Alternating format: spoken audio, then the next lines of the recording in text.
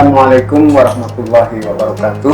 Ini adalah Podfin, podcast Fakultas Islam Nusantara Universitas Nahdlatul Ulama, dan kita akan mengkaji berbagai aspek tentang Islam Nusantara.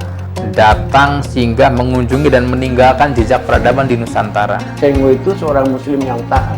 Dia keturunan Arab, keturunan Muslim, dan keturunan tentara Cina. Bagaimana kita berkolaborasi, menggali, menghidupkan kembali apa yang kita bisa sebut sebagai Cheng Ho Legacy. Assalamualaikum warahmatullahi wabarakatuh. Kita berjumpa lagi Podfiners pada kali ini. Saya Ahmad Sweti, host Podfin. Kali ini saya akan membahas tentang Cheng Ho ya. Saya kira hampir semua orang tahu siapa Cheng Ho, meskipun peristiwa itu sudah terjadi pada abad 15, awal abad 15. Nah, saya kebetulan minggu lalu itu melakukan kunjungan ke Cheng Ho Museum di Malacca State, Malaysia, yang tujuannya adalah untuk bagian dari rangkaian penelitian juga, dan kebetulan wakil kepala Cheng Ho Museum di Malacca itu adalah mahasiswa mahasiswa S3 Bayriset di Fakultas Islam Nusantara Unusia yang baru mulai, baru semester ini. Dan di samping itu kita juga punya kerjasama, semacam proyek bersama, bagaimana mengangkat kembali sejarah Cheng Ho untuk menjadi warisan budaya internasional di bawah UNESCO. Nah, saya juga sekarang ini mendatangkan teman yang pada edisi lalu juga bersama-sama dengan saya, yaitu Dr. Ahmad Ginanjar Syakban, yang sebagaimana saya perkenalkan pada waktu itu adalah seorang filolog yang juga dosen dari Fakultas Islam Nusantara Unusia. Nah, saya ingin berbincang bersama-sama tentang pengalaman saya, perjalanan ke Malacca ini, dan kemudian kita coba mendiskusikan tentang berbagai dimensi sejarah dari Cheng Ho. Ya, selamat datang Mas Ginanjar. Terima kasih Pak Dekan. Jadi senang sekali bisa ketemu lagi. Ya, jadi saya ingin cerita tentang perjalanan saya kemarin itu, dan mungkin Mas Ginanjar punya wawasan atau data dan sebagainya, kita bisa tukar ini ya, supaya pemirsa, para Podfiners bisa mengembangkan pengetahuan ya. Saya jadi di Malacca itu ada sebuah kota tua, old town, ya, yang itu adalah dulunya memang Cina yang membangun, sama saya tidak tahu abad berapa. Tapi kemudian terbengkelai waktu itu. Baru sekitar pertengahan abad atau pertengahan akhir abad 20 itu ada seorang miliuner yang ingin menjadikan kota tua itu sebagai warisan budaya. Dan kemudian itu dimasukkan ke UNESCO, dan sekarang sudah ditetapkan sebagai kota yang ada di bawah UNESCO. Jadi kemudian direnovasi dan lain sebagainya. Nah, orang ini kebetulan adalah masih keturunan Cheng Ho, gitu. Orang yang berinisiatif itu. Dan kemudian dia membeli beberapa rumah. Itu orang Muslim bukan Pak Dekan? keturunannya sekarang ini? Sepertinya bukan, atau paling tidak bukan saat. Iya. Suruh kuliah di FIN Pak Dekan.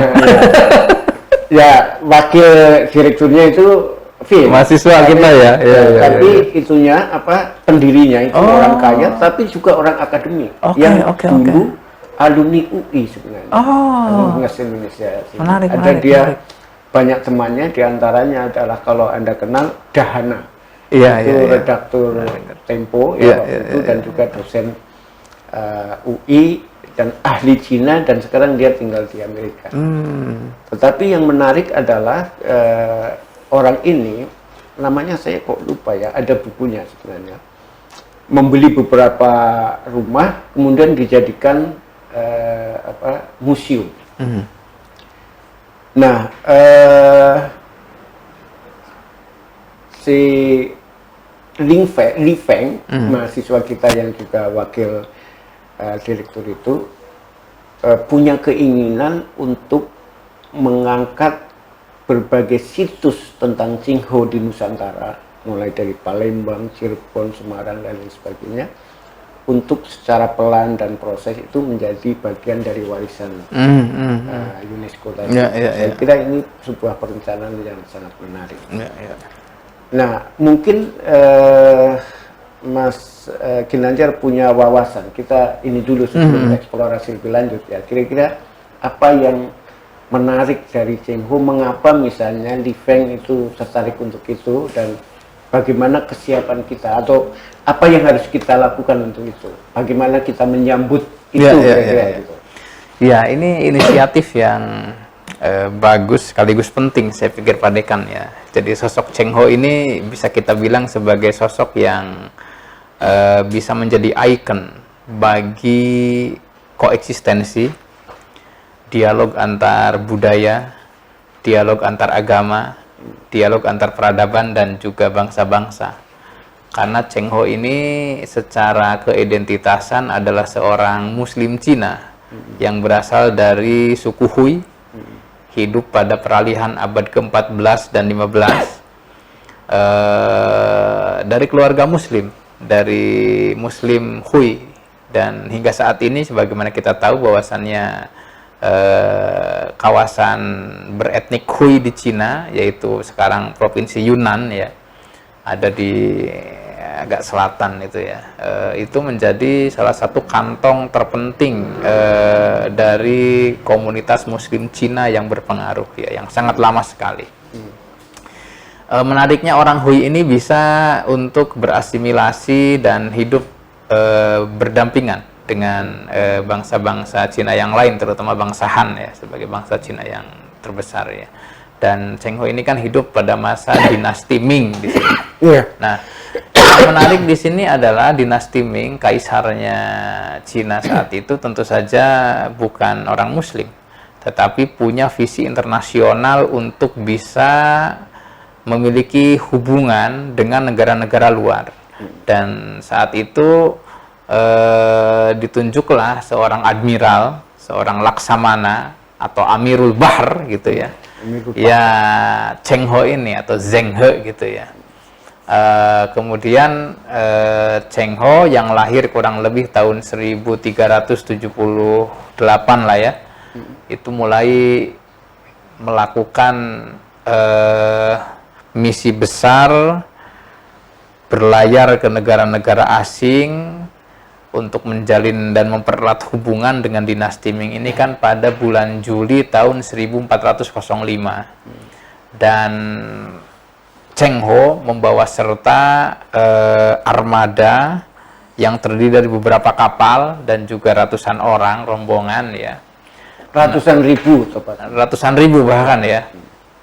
Ya, karena rombongan besar saya pikir ya. Jadi pada masa itu yang menarik adalah Qinghu beberapa kali datang singgah mengunjungi dan meninggalkan jejak peradaban di Nusantara. Selain juga meninggalkan dan mengunjungi singgah di beberapa kota yang ada di Timur Tengah. Karena di Nusantara pada masa itu adalah masa tahun 1300 akhir itu ya, Majapahit lah ya. Kemudian ada Pajajaran di Jawa Barat, lalu di Aceh ada Samudra Pasai, dan ya Cheng Ho memberikan hadiah kepada Sultan Pasai pada masa itu, termasuk halnya di Timur Tengah yang menjadi penguasa Timur Tengah raya secara umum pada masa itu. Imperium besarnya adalah dinasti Mamluk di Mesir. Karena tahun 1300-1400 awal Utsmani Turki itu masih berupa imarat ya, kepatihan, belum menjadi kesultanan besar ya. Di Timur Tengah pada masa itu yang pegang kontrol, sultan terkuat, imperiumnya itu adalah dinasti Mamluk yang berpusat ibu kota di Kairo.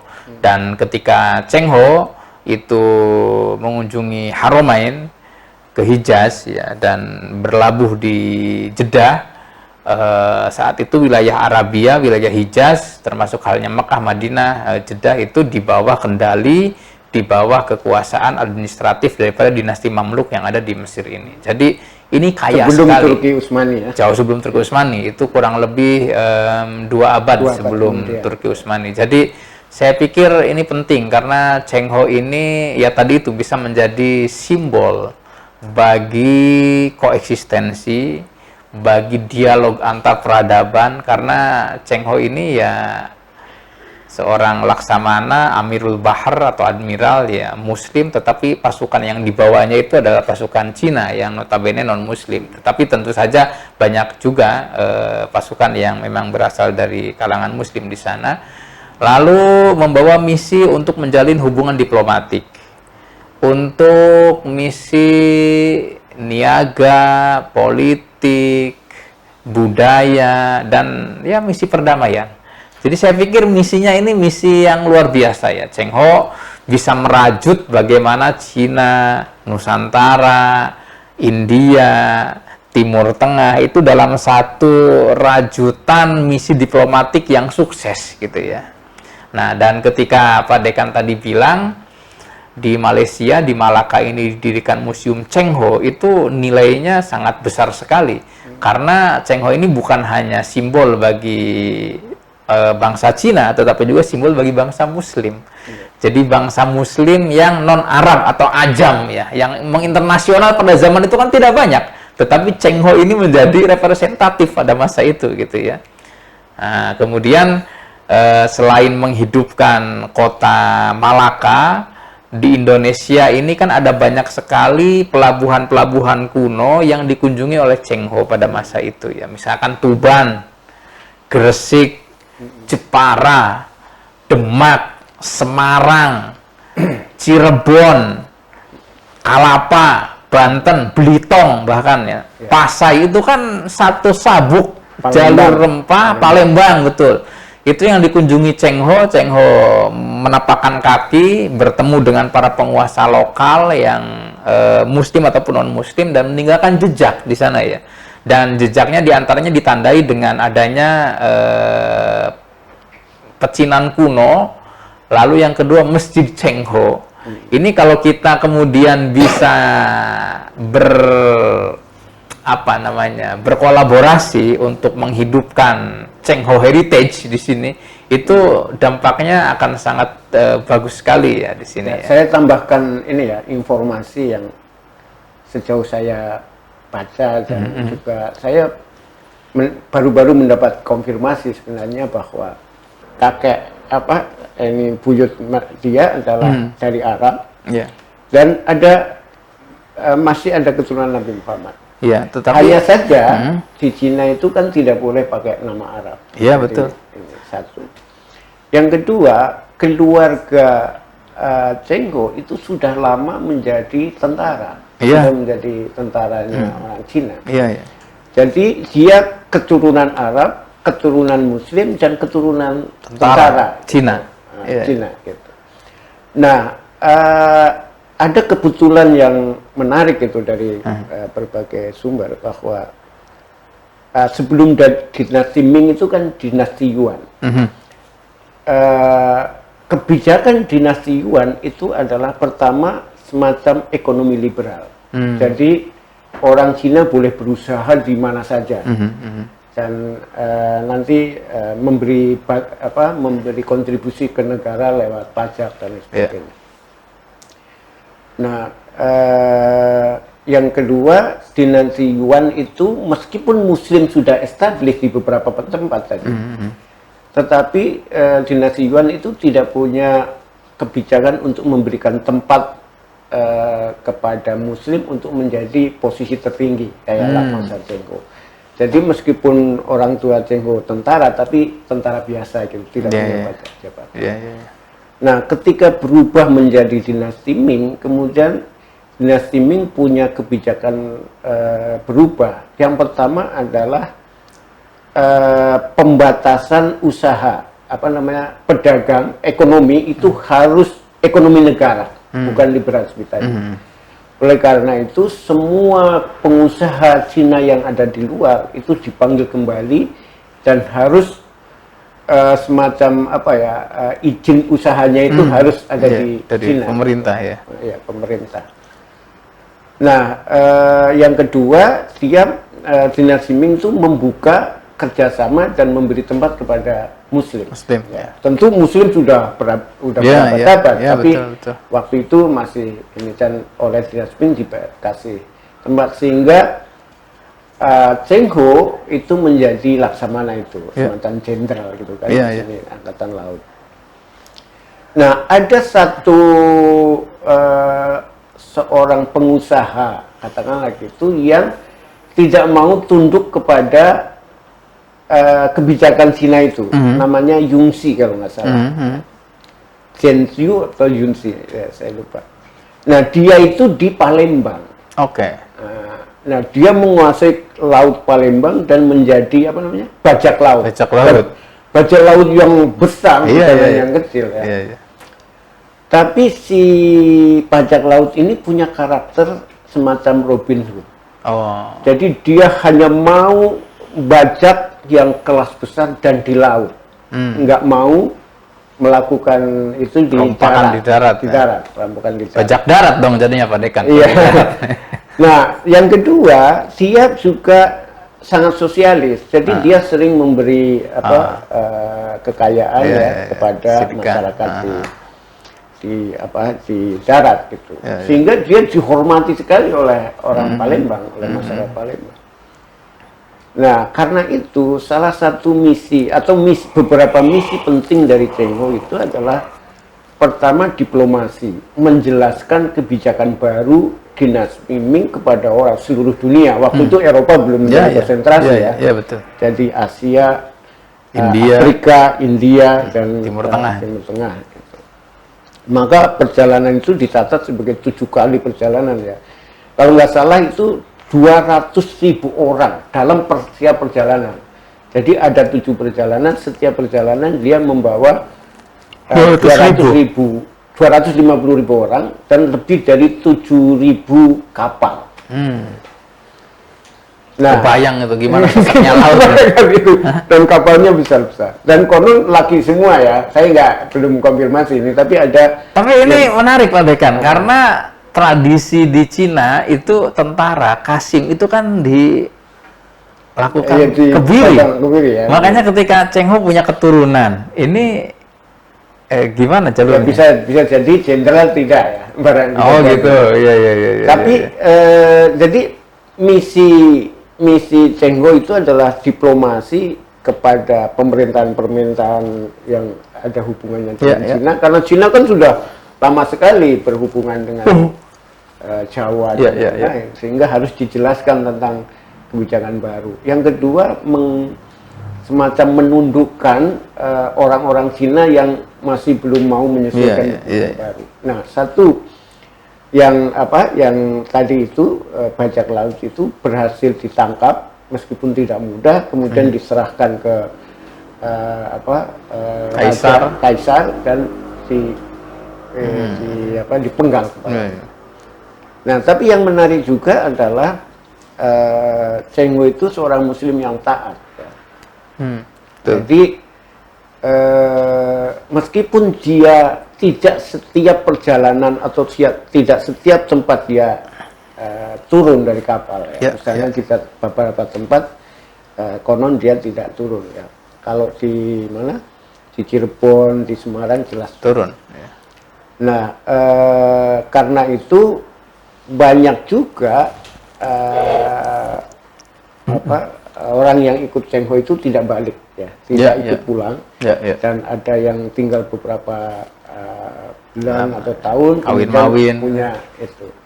Nah, ketika saya melakukan penelitian di Palembang, itu cerita dari mulut ke mulut, itu konon masih ada kelompok masyarakat yang mengikuti mazhab Maliki, karena Cheng Ho itu kan mazhab Maliki.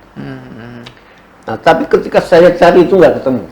Jadi mungkin masih ada, tapi saya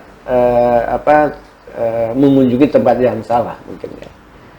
Jadi Cheng Ho sebenarnya punya warisan yang sangat luar biasa ya, termasuk berdagang. Jadi ketika pulang kan juga membawa barang-barang dari sini ya. Termasuk ini nggak Pak Dekan dijumpai warisan misi Cheng Ho berupa catatan perjalanannya itu, record catatan Cheng Ho itu, karena ini penting sekali menyangkut Nusantara dalam recordnya itu. Kalau dalam sejarah-sejarah dalam tulisan berbagai sejarawan itu mereka menyebut beberapa sumber, tapi dalam bahasa Cina ya. Saya belum menemukannya dan. Tetapi kalau membaca para sejarawan, maka di sana ada sumber-sumber Cina ini naskah-naskah itu. Dan Cheng Ho juga memberikan beberapa hadiah kan ke raja-raja ya, seperti tadi di mana? Pasai di Cirebon, Lonceng kan ya. Dan bahkan konon di Keraton Cirebon itu masih ada sekarang. Ya termasuk di Semarang. Sauhnya masih ada kan? Ya. Tapi gini, yang mungkin perlu kita gali kembali ya, bahwa Cina itu kan beberapa gelombang ya. Jadi sebelum Cheng Ho sudah ada yang datang ke Nusantara, karena Cina itu dari dulu besar. Nah sebelumnya itu katakanlah tidak membawa agama Islam ya. Tapi mulai Cheng Ho ini, mungkin sebelumnya sudah ada, tapi Cheng Ho secara besar-besaran membawa misi Islam. Nah setelah Cheng Ho ada gelombang lagi yang tidak membawa Islam kira-kira. Nah Cina itu kan terkenal dengan budayanya, bahkan budaya dan agama itu semacam menjadi bagian satu gitu. Dan Islam itu bisa menjadi bagian dari budaya itu sendiri gitu. Jadi kadang-kadang mana Islam mana budaya seperti di Jawa lah. Nah oleh karena itu beberapa tempat yang konon menjadi warisan Cheng Ho yang tentu saja Islam lah katakan gitu, sekarang menjadi kelenteng ya. Nah, saya tidak sedang mempersoalkan itunya, tapi ada proses naturalisasi dari tradisi Islam Cina menjadi tradisi Cina gitu. Nah, karena itu di beberapa kelenteng yang warisan Cheng Ho itu ada tempat sholatnya. Kalau kita ke mana? Ke Sampokong misalnya. Sampokong itu sebenarnya nama lokal dari Cheng Ho. Jadi Sampokong itu ya Cheng Ho itu. Menurut ini ya, Li Feng itu. Jadi itu adalah dialek atau penamaan atau ucapan dari lokal. Kayak Ibnu Kamit gitu lah kira-kira saya harap. Jadi Sampokong itu sebenarnya Cheng Ho itu sendiri. Tapi tempat ini kemudian menjadi kelenteng. Ya. Mungkin juga karena orang Islam waktu itu tidak cukup tanggap untuk mengelola ini. Nah, tapi yang menarik adalah di Palembang juga. Saya datang ke sebuah kelenteng, tetapi ketika saya tanya apakah ini bagian dari Cheng Ho, mereka tidak tahu. Tapi diduga juga ada hubungannya. Juga ada tempat sholatnya. Jadi hubungan antara Islam dan tradisi di Cina, bahkan agama Cina ya, sebenarnya kita nggak tahu kalau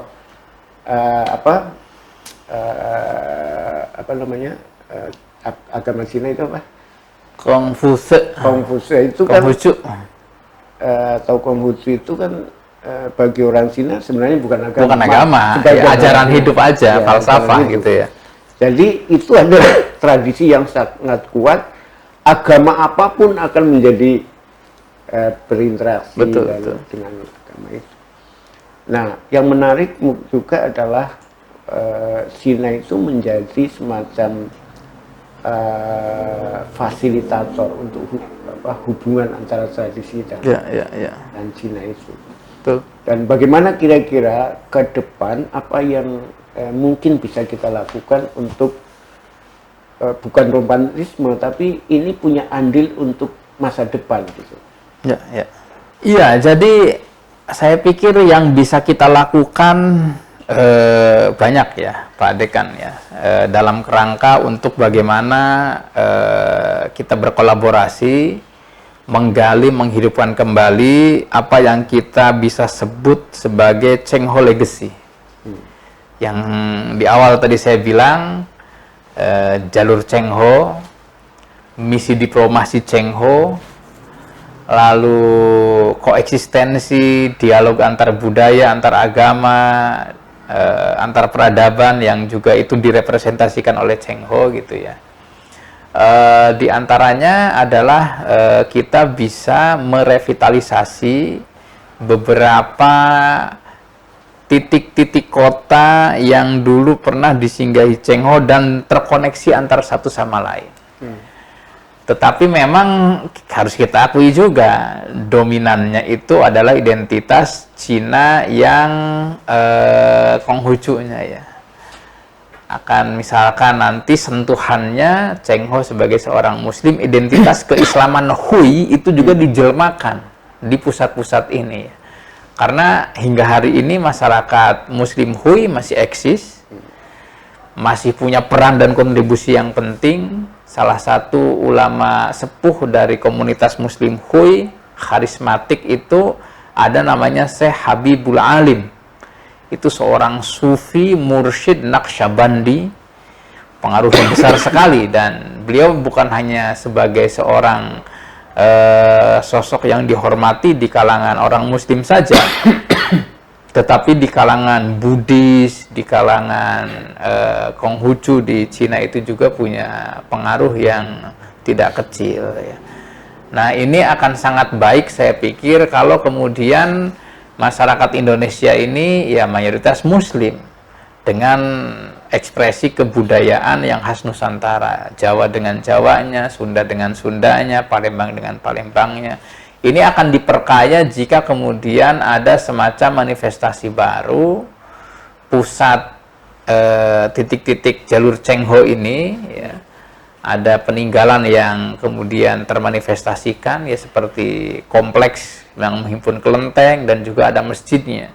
Masjid yang berarsitektur khas Muslim Hui Cina. Dan kemudian menjadi museum juga di sini, museum terbuka Pak Dekan ya, karena Muhibah Cheng Ho ini kan bukan hanya Nusantara, tetapi bagaimana kemudian informasi ketika Cheng Ho itu berada di Haromen juga itu terinformasikan di pusat-pusat Cheng Ho ini. Jadi saya pikir ya ini bisa menjadi semacam apa, pusat-pusat kebudayaan dan pusat-pusat peradaban yang penting ya. Saya kasih contoh misalkan saat ini di antara sisa-sisa kota tua yang asimilasi akulturasi budaya antara Tionghoa dengan Jawa di pesisir utara yang masih hidup kental itu kan Lasem.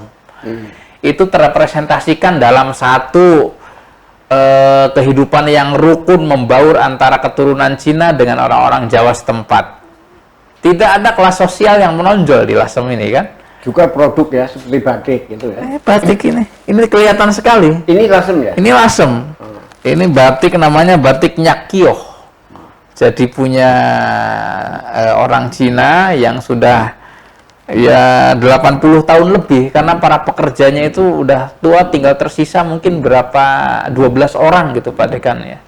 Jadi batik itu salah satu cara atau media untuk saling bertemu ya. Iya, saling saya bertemu. pernah ke Lasem, ke kompleks Cina yang meskipun dipagar gitu kan, tetapi sebenarnya masyarakatnya saling terbuka, terhubung. Ini hanya tradisi Cina yang temboknya tinggi itu ya. Ya sebenarnya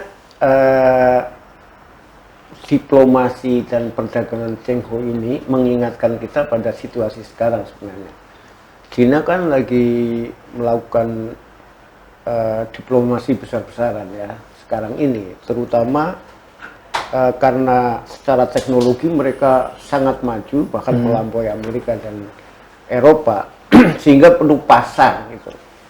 Maka mereka sebenarnya juga membutuhkan satu relasi yang baik.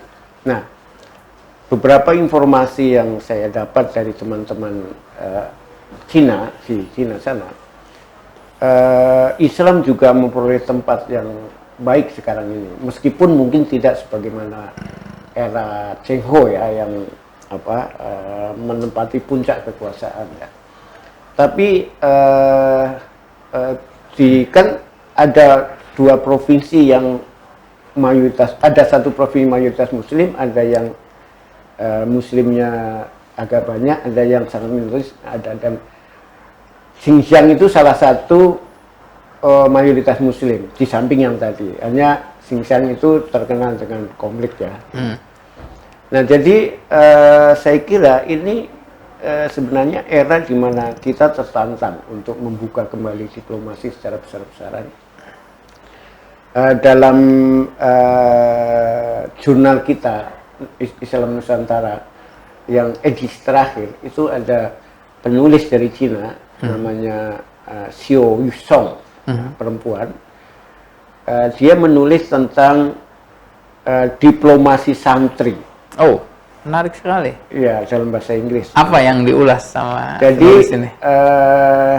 Menurut dia, diplomasi santri itu jauh lebih efektif, gitu ya? lebih efektif, agresif. Jadi sepertinya diplomasi pemerintah itu agak stagnan. Ya, formalistik lah gitu. ya. Nah, justru para santri yang sekolah di sana, misalnya ada banyak santri kan dari beberapa tahun terakhir ini, mereka sangat efektif untuk melakukan diplomasi. Bukan soal Islamisasi atau tidak, tapi pemahaman orang Cina terhadap Islam itu makin baik, dan pemahaman orang Islam dari sini kepada Cina juga makin baik. Kalau selama ini kan diselubungi oleh teori konspirasi, berbagai informasi, terutama dari negara kapitalis seperti Amerika ya, selalu melihat dari sisi negatifnya. Tentu semua negara punya sisi negatif, tapi Cina saya kira sekarang ini sangat terbuka terhadap ini. Maka sebagai masyarakat yang punya sejarah sangat baik ya, terutama sejak Cheng Ho, saya kira pengembangan ini perlu kita lakukan lebih jauh. Betul. Saya juga bersama dengan seorang profesor di Cina menulis tentang kurang lebih sama lah, bagaimana hubungan Cina dan Muslim Indonesia, negara Cina dengan Muslim Indonesia belakangan ini, dan insya Allah akan terbit di salah satu jurnal terkenal di Hong Kong bulan Juni nanti. Dan sudah dikasih tahu ini. Ya, berarti syukurannya bisa di awal ya mereka. Jadi di samping kita melakukan diplomasi itu, sebenarnya perdagangan juga perlu kita dorong. Jadi selama ini kan yang dagang seolah-olah hanya pemerintah. Jadi para saudagar Muslim, ya, santri terutama, saya kira sudah harus mulai, kalau belum mulai ya, memikirkan bagaimana ekspor dan juga impor ke Cina dan juga impor dari Cina. Jadi kita mengembalikan kemampuan lagi sebagai masyarakat Nusantara untuk memanfaatkan peluang-peluang ini. Betul. Ya, dan saya kira kita bisa kerjasama terutama dalam teknologi ya, karena teknologi Cina itu luar biasa, seperti artificial intelligence yang selalu melampaui itu. Dan pada saat itu Cina juga saya kira waktu itu lebih menonjol daripada Eropa maupun Amerika. Belum ada kan? Belum ditemukan. Belum ditemukan. Ya. Jadi para peneliti juga saya kira penting untuk mengembangkan penelitian itu di beberapa itu tadi, situs-situs tadi, terutama warisan yang masih ada, dan mungkin UNESCO itu bisa dipakai untuk memulai ya, memulai yang lebih jauh dari sekedar romantisme. Karena saya membawa dari Malaysia itu membawa 3 buku tentang Cheng Ho di sekitar Malaysia dan Singapura. Dan itu kumpulan tulisan sehingga para profesor itu menuliskan tentang risetnya di situ. Saya kira kita tertinggal dari Malaysia maupun Singapura penghargaannya terhadap Cheng Ho ya. Terutama secara intelektual, riset dan lain-lain. Nah, ke depan saya kira kita perlu melakukan itu. Gitu. Bagaimana? Setuju. Ya, setuju sekali. Saya pikir ya hal-hal besar itu harus ditunjang, didukung dengan strategi dan juga langkah-langkah yang besar juga, Pak Dekan ya. Jadi kalau tadi dibilang riset mengenai Cheng Ho, dan bukan hanya Cheng Ho, tetapi bagaimana arus sejarah pada masa itu, saling silang hubungan, niaga, diplomasi, politik, agama, literasi, di kita ya sedang tumbuh, tetapi perlu untuk lebih serius, lebih bekerja keras agar kemudian secara kualitas, secara kuantitas juga riset-riset mengenai hal tersebut itu bisa mendapatkan hasil yang diharapkan gitu ya, dan layak untuk dijadikan rujukan, referensi, acuan oleh masyarakat dan peneliti dunia internasional. Kalau ternyata di Indonesia riset yang terkait Cheng Ho dan juga terkait jalur rempah, terkait hubungan saling silang hubungan dengan dunia luar pada masa prakolonial dulu itu dengan sangat baik lah gitu Pak Dekan ya. Podviners yang bahagia, terima kasih atas perhatian dan atensinya ya. Kali ini tadi kita bicara soal Cheng Ho dan berbagai aspeknya. Mungkin Anda bisa memberikan komentar dan juga menjadi dorongan bagi karya, apakah wisata atau menulis. Jangan lupa subscribe, like, dan sharing. Terima kasih. Saya Ahmad Suhaiji, host Podvin. Wallahul muwaffiq ila aqwamit thoriq. Wassalamualaikum warahmatullahi wabarakatuh.